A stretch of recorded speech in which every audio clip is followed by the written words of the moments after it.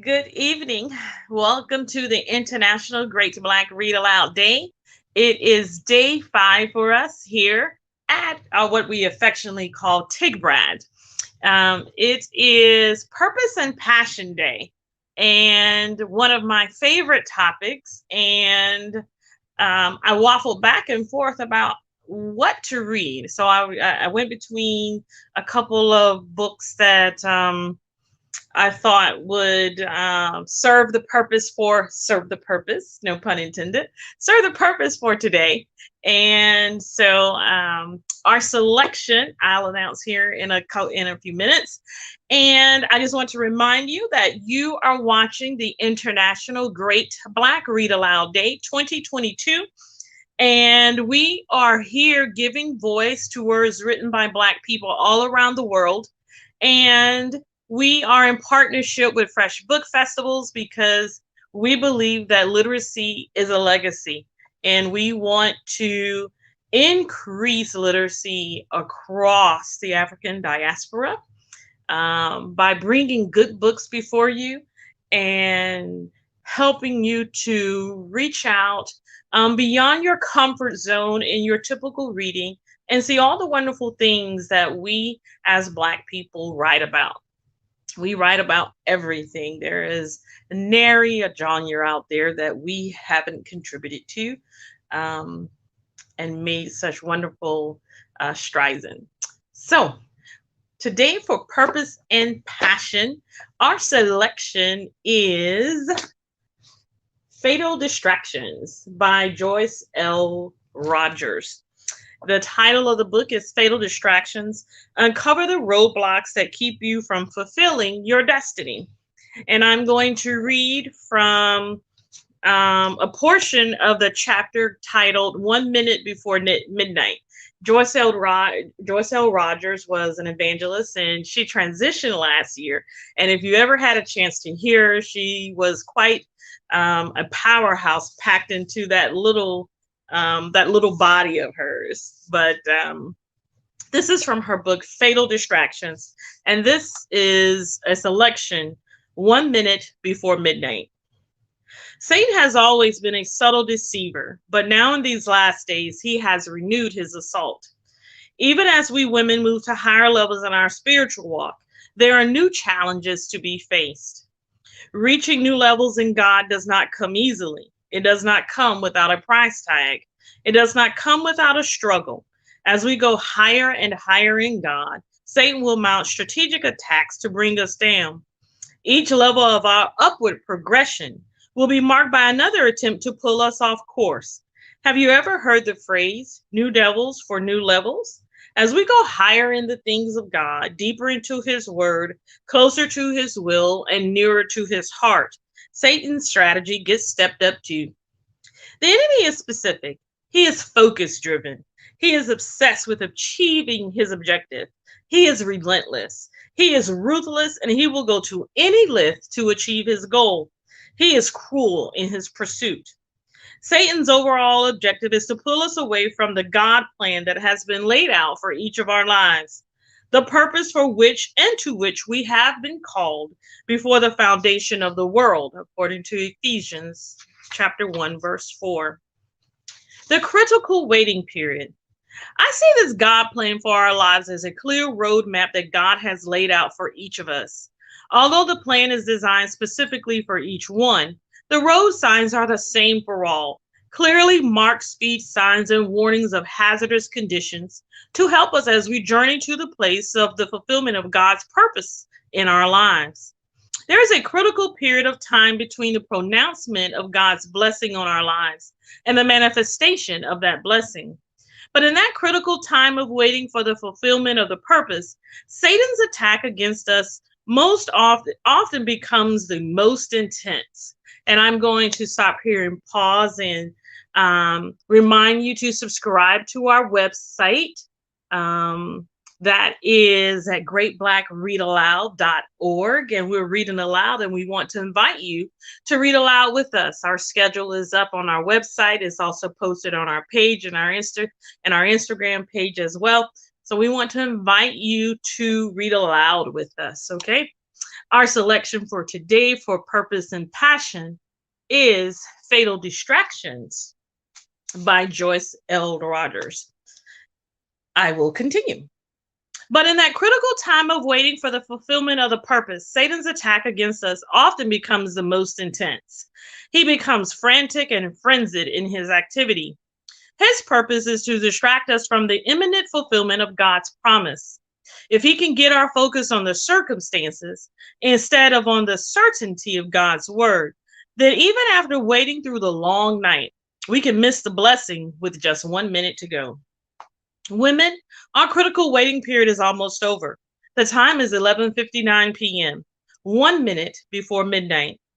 When Paul and Silas were in prison for their faith, their feet were bound in stocks and their hands were chained. They were in the stronghold, the inner section of the prison. See Acts chapter 16, verses 16 through 40. There was no chance of escape. But at 11:59 p.m., Paul and Silas began a praise and worship service in that dungeon that began to shift the stronghold. Praise God. The word midnight in its most frequently used sense means the darkest point of the night, the darkest moment possible. However, in another sense, as in this case, the term midnight represents a turning point in a negative situation.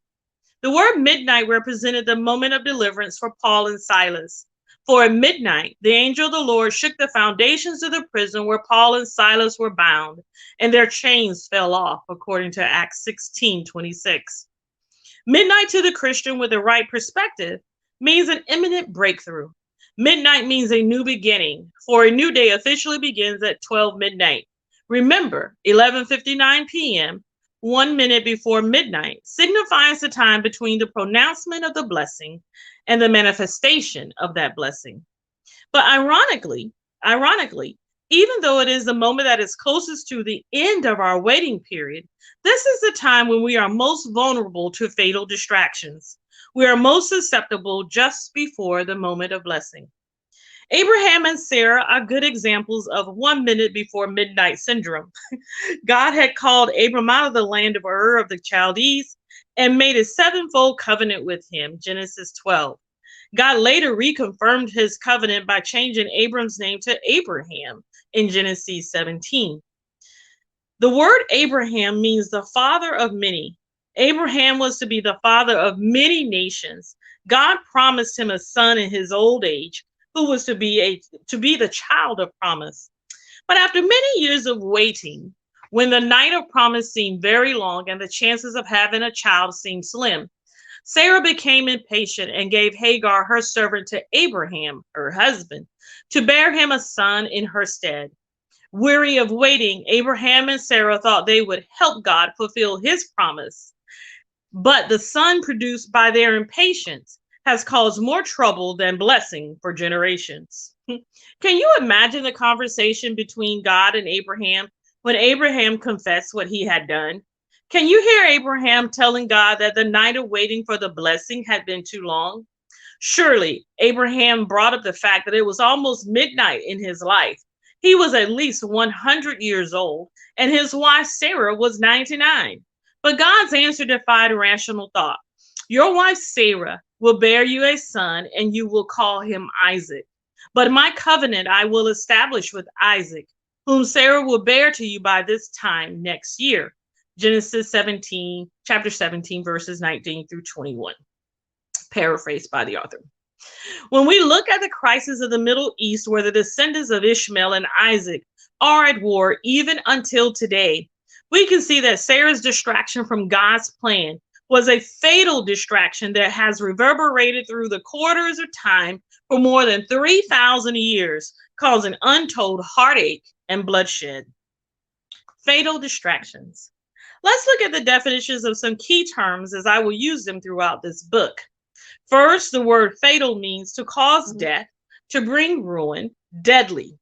It implies a process by which death is induced. There are many definitions of the verb distract, from which the word distraction is derived.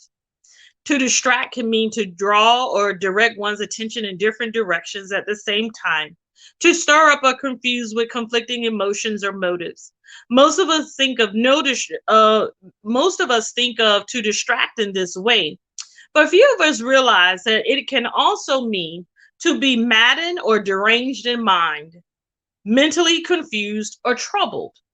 By putting these two words together, fatal and distraction, a terrifying truth begins to emerge.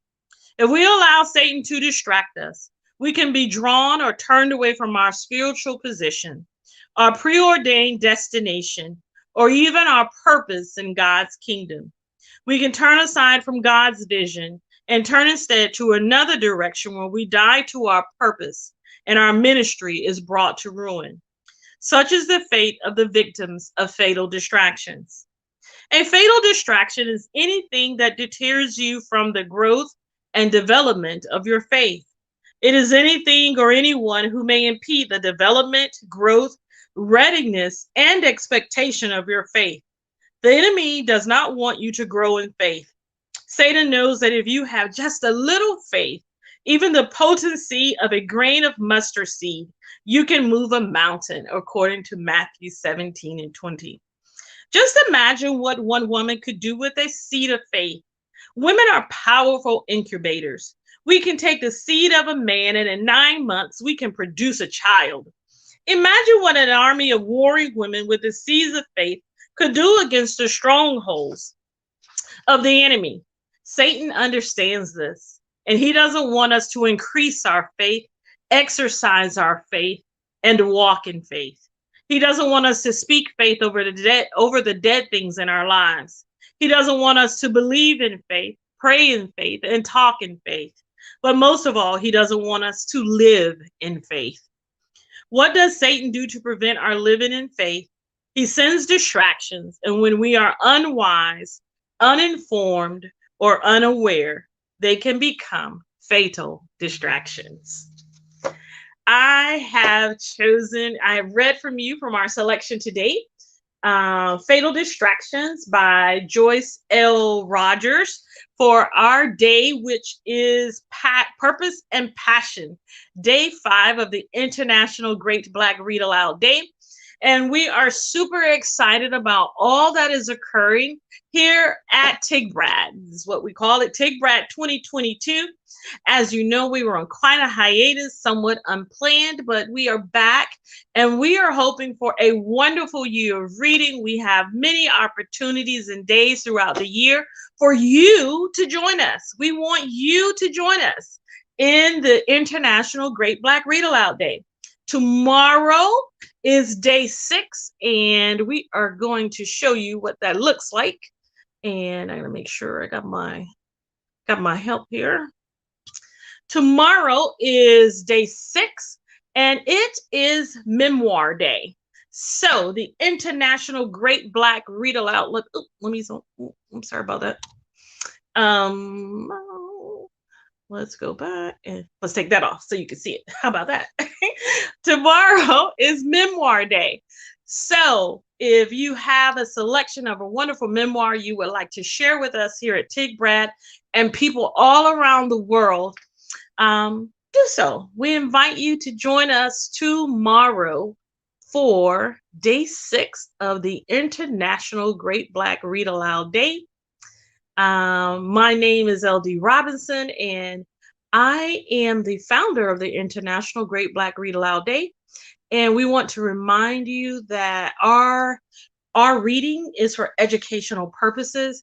We are sharing with the world literature and giving voice to words written by Black people all around the world. And it is education at its core, to show all the beautiful things that come through the written word. And so we invite you to subscribe to the Great Black Read Aloud and stay abreast of all that is going on. And we will see you tomorrow for day 6 of the International Great Black Read Aloud Day. Tomorrow is Memoir Day. And so I believe we'll have a wonderful selection tomorrow. Have a wonderful night, and we will see you tomorrow. Bye-bye.